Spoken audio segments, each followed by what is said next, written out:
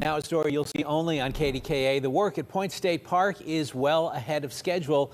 The park is one of several attractions around town getting makeovers ahead of the NFL draft coming in April. Park management tells us things couldn't be going any better.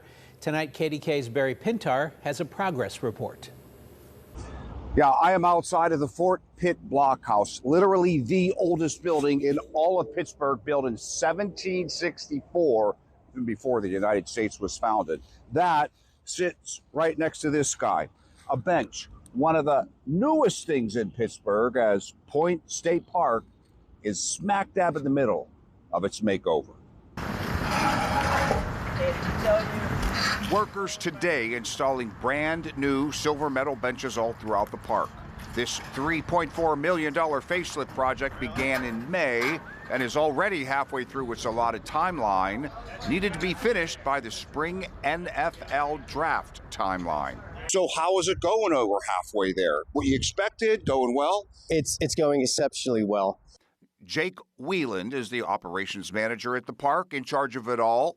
He uses the phrase exceptionally well because all of the work, the complete reconcreting, complete overhaul of the iconic fountain, benches, water fountains, trash cans, all of it is being completed ahead of schedule. Most of the elements that we build out in the scope of work for this current project are going to be buttoned up by the end of November. Wow. Yeah, so we are way ahead of schedule. A small army working daily here. This guy here since the beginning, working on many of the projects. We started out over in that parking lot, did all the concrete, did curb, concrete, and went all the way around. And so from your perspective, in all these months, how would you say it's been going? Good so far. Speaking of so far, the facelift for the NFL draft is only one phase. Even bigger projects will continue after the draft.